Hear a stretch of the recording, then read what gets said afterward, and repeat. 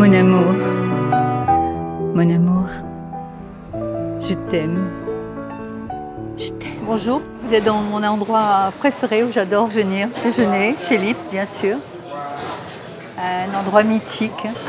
Et j'adore venir dans cet endroit me ressourcer.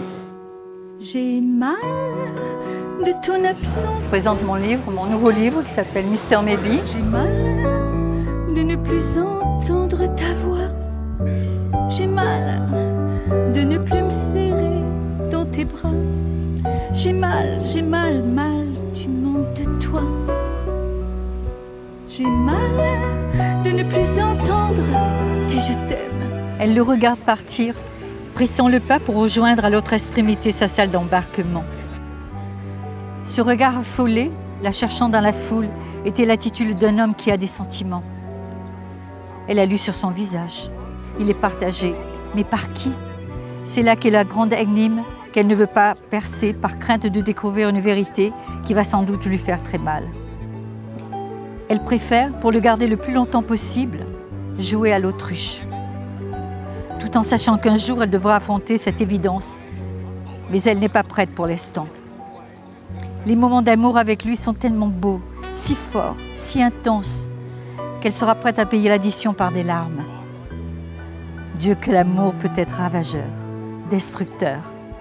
Pourtant, c'est si bon d'aimer, jusqu'à l'extrême, à vous faire perdre la raison, jusqu'à ne plus exister soi-même, pour ne vivre que pour lui. C'est l'histoire d'une femme qui est catholique et qui tombe amoureuse d'un juif religieux pratiquant, donc avec tout ce que ça comporte d'interdit, et vont être séparés par la religion. Voilà. Elle vit à Paris, lui à New York. Donc ils se sont rencontrés à Palm Beach, en Floride. Et puis ils passaient leurs vacances, il y a eu Saint-Tropez aussi. Parce que pour moi, Saint-Tropez, c'est quand même le berceau de mon cœur. Et dans tous mes romans, je mets Saint-Tropez.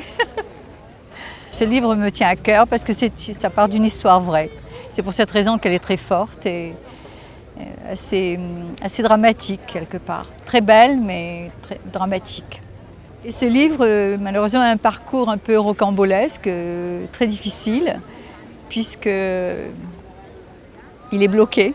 Il est bloqué parce qu'il y a des scènes qui gênent, c'est-à-dire que je dévoile un peu les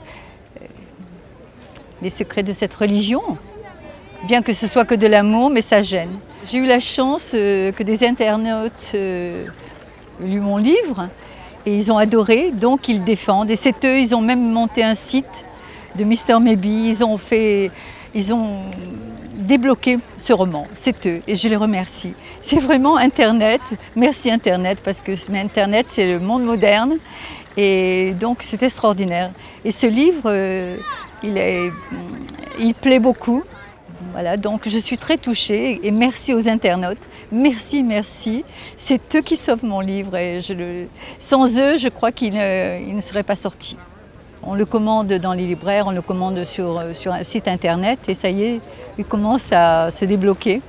J'ai composé une musique, même une chanson sur Mr. Maybe. J'ai un autre roman et puis je vais surtout finir un CD, parce que je compose aussi la musique et j'écris des chansons. Puis j'ai écrit aussi une pièce de théâtre qui est terminée et je dois m'en occuper aussi, qui s'appelle « Cherche Marie pour Madame ». J'ai écrit aussi une comédie burlesque, Funérailles Party, tout un programme. Oui, j'ai pas mal de projets, mais j'adore, c'est ma vie. C'est ma vie d'écrire. Pour moi, écrire, c'est ma vie, c'est ma passion. Et j'ai la chance de pouvoir réaliser ma passion. Et il t'est interdit de m'aimer.